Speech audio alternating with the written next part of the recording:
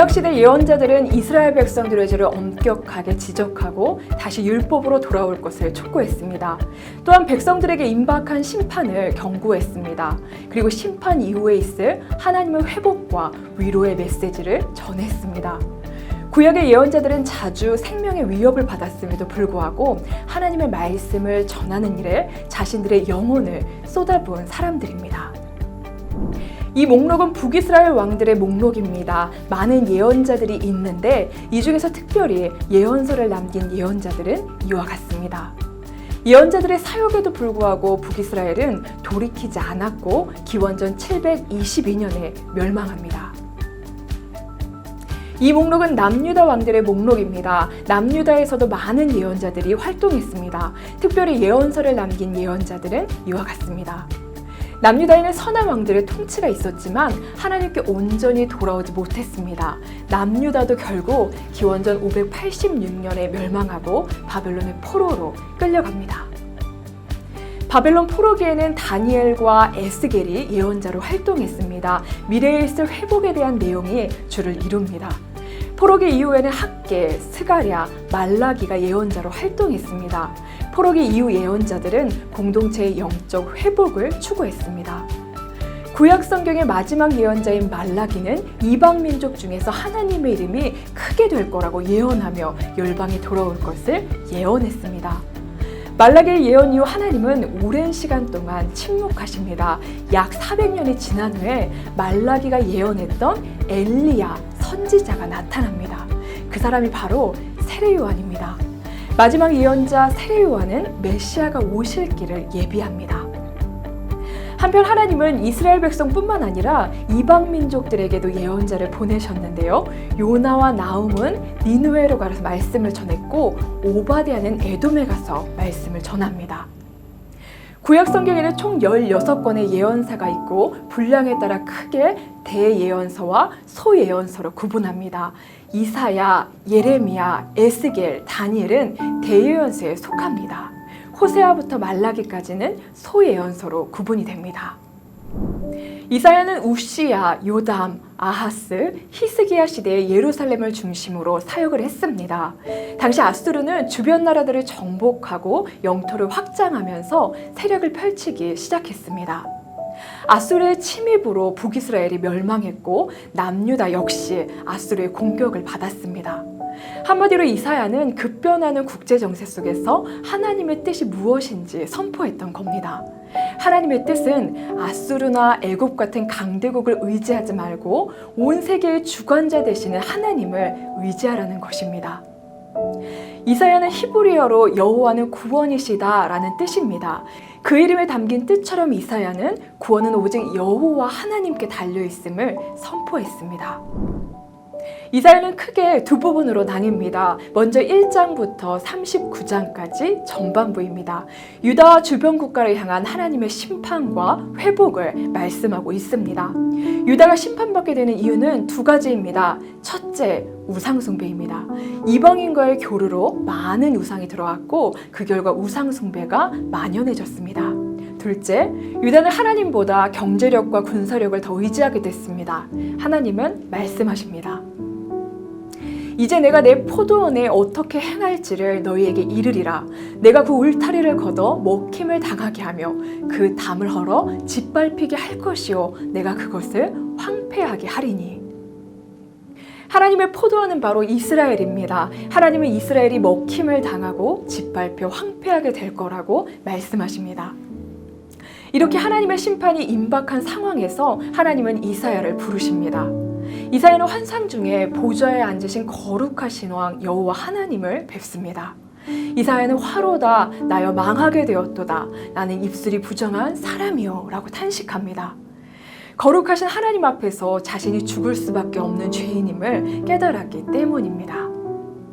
하지만 그 순간 제단의 숯불이 이사야의 입에 닿아 이사야가 정결하게 됩니다. 그리고 하나님은 이사야를 이스라엘 백성들에게 보내십니다.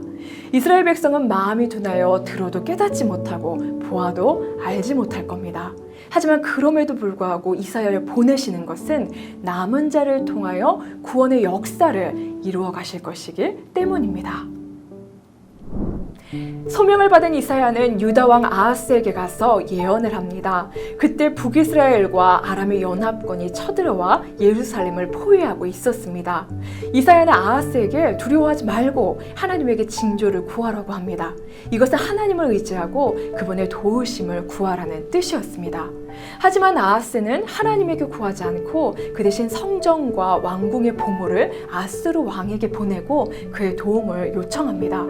이사야는 임마누엘의 징조를 선언하며 아람과 북이스라엘이 멸망할 것을 이야기합니다. 하나님께서 아스루를 심판의 몽둥이로 사용하셔서 북이스라엘을 치시는 겁니다.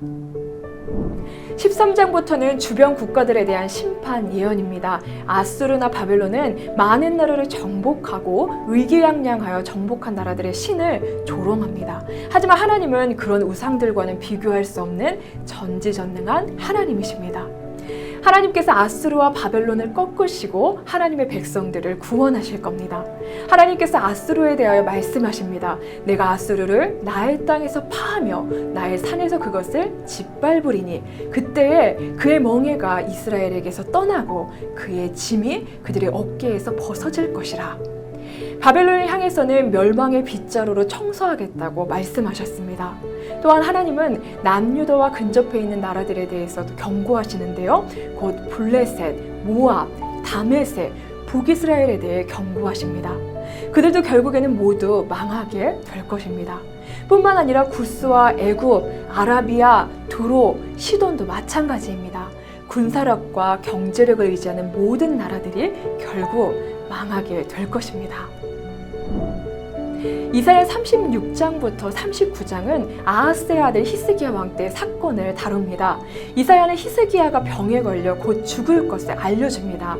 히스기야는 벽을 바라보고 하나님께 간절히 기도했고 하나님은 히스기야의 수명을 15년 연장시켜 주십니다.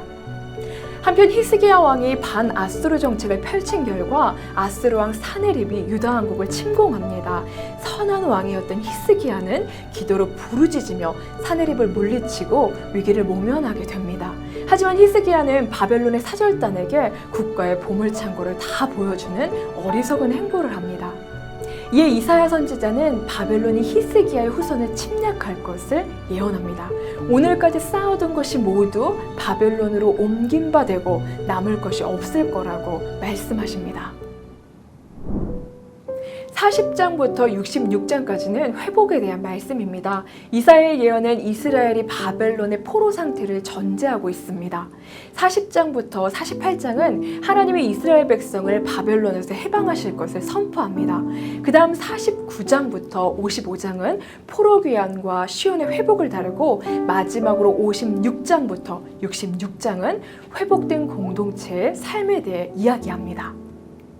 먼저 40장은 포로로 잡혀있는 백성을 향해 위로와 구원의 말씀을 선포하는 것으로 시작합니다. 너희 하나님이 이르시되 너희는 위로하라. 내 백성을 위로하라. 너희는 예루살렘의 마음에 닿도록 말하며 그것에게 외치라. 그 노역의 때가 끝났고 그 죄악이 사함을 받았느니라. 하나님은 택하신 백성 이스라엘을 향하여 구원의 약속을 주시며 두려워하지 말라고 말씀하십니다. 또 하나님은 구원의 역사를 이루기 위해 택하신 종을 소개합니다. 42장 1절부터 9절까지의 말씀은 이사야에 기록된 4가지 종의 노래 중에 첫 번째 종의 노래입니다.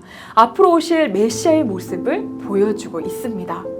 내가 붙드는 나의 종, 내 마음에 기뻐하는 자, 곧 내가 택한 사람을 보라. 내가 나의 영을 그에게 주었은즉 그가 이방에 정의를 베풀리라. 창조주 하나님은 모든 만물 중에서 특별히 이스라엘 백성을 지으시고 선택하셨습니다. 하나님은 그들을 구원하시고 보호하실 것입니다.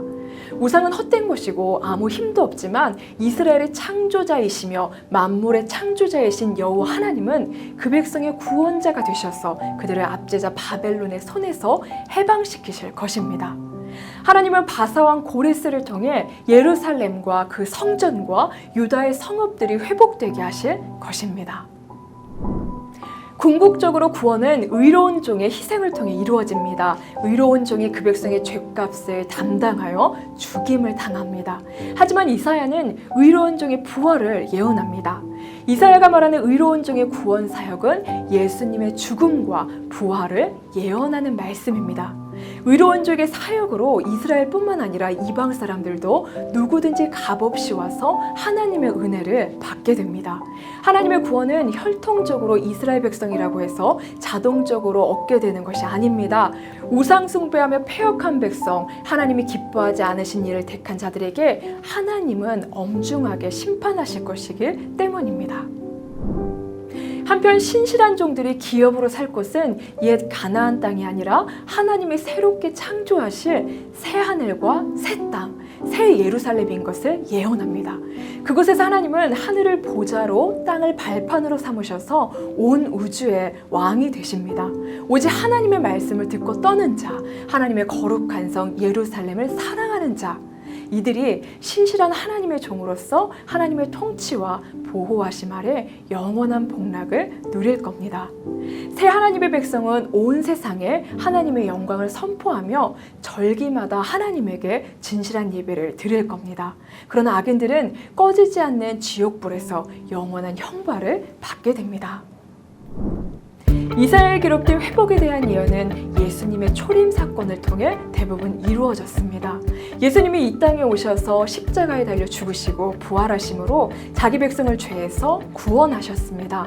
성소의 휘장은 찢어졌고 이제 누구든지 예수님의 이름을 의지하여 하나님 앞에 나올 수 있게 됐습니다.